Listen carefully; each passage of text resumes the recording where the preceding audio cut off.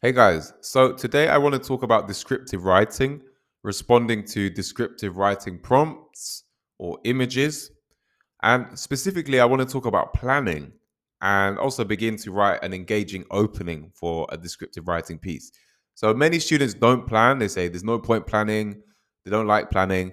And you probably have heard from your teacher that it's essential to plan.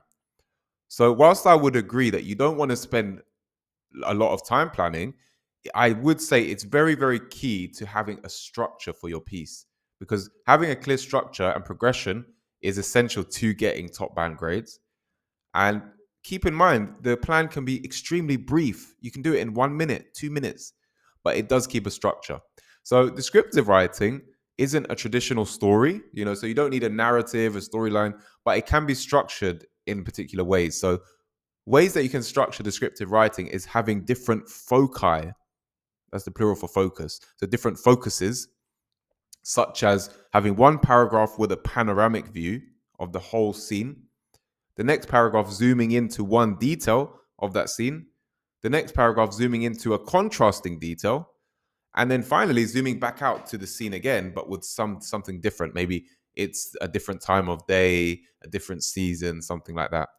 Or you could have a movement through the scene, like a progression. So you could start with something before this particular moment, come onto this moment, and then go on to something after that moment.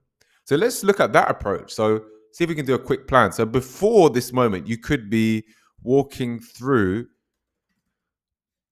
let's zoom in, a thick, dense undergrowth, like a really dense forest. Now, the next paragraph could be coming onto this scene, like, or just before that, maybe gradually coming onto less congested regions of the forest. And there's hints of a brilliant light up ahead, this scene. And then maybe the next paragraph could be entering a clearing with a gargantuan, immense tree, this one. And the final one, if I want to do a little twist, I could say an ethereal portal ripples into an ethereal portal manifests in front of the tree. And one other thing you can do in planning, if you want, is think about the some powerful vocabulary you can use to guide your writing. So, for example, here I might talk about some colors like camouflaged greens, maroons, hazy gray lights. Maybe when you can't see it, you can't see the brilliance of the light in this clearing yet. When you come into less congested regions, maybe there could be a welcome breeze caressing my scratched cheeks, a gentle whisper of nature's breath. So lovely evocative imagery there and a metaphor. Now, entering into the clearing with the gargantuan tree, we could say there's a shift in emotions. Maybe anxiety and unease suddenly washed away in an ocean of peace and contentment. And finally, for that one, I could use a triplet. I could say the portal was shivering, rippling, shaking with vicious ferocity. So you don't necessarily need to do that. Maybe you think that seems a bit too much at this stage to have those powerful word choices, but do try and brainstorm some word choices that would really add to your tone and build this narrative, this description in a way that you want to. So, but generally the point of this plan, you see it can be really quick. You've now got a structure and a clear progression of ideas, which is key to getting the top band grades. You don't want to start waffling and repeating yourself and going over old ground. But see, we've got a nice structure now. So let's see if we can actually write an engaging opening. So we want to try and make our first impression good, obviously. We want to set a good tone for the examiner and make a good impression right from the off. So a way to do that is to be a bit creative. So really take time to think about how you can do something differently. You can look at other texts to inspire you and just think, how can you really create an engaging opening that builds this interest? So I might start with just the action of moving through this forest. For example, shove, break, duck.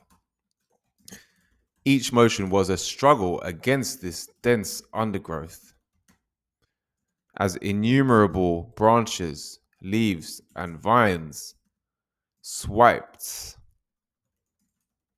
at my face, violently attempting to obstruct progress.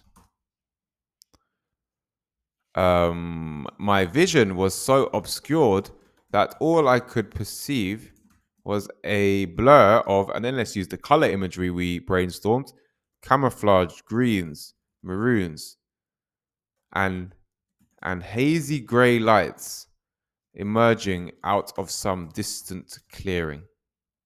So we've got a lot of visual imagery here. Remember, sensory description is key in descriptive writing. So let's think of another sense. We've got visual. Let's think of maybe about sound or hearing. So we could do the soft crunch of leaves and rough perforations of tree branches invaded my ears. And I might talk about feelings as well. One was partial to a niggling sense of unease and agitation, being unable to gain even an inch of space, let's say uninterrupted space, in this overbearing, oppressive wood. Check, check. Hope the mic's still working. So I hope that helped you guys. That will be quite an engaging opening. So what I want you to do, your plan of action, is to look at different image stimuluses. You can find them in past papers or online. Google creative writing pictures and start to plan. Get good at planning very quickly in 1 minute, 2 minutes. And if you really want to push yourself, think of some of the vocabulary choices you could make to add to your description and really create a powerful tone and atmosphere. But yeah, guys, I hope that was helpful, and I'll see you in the next one.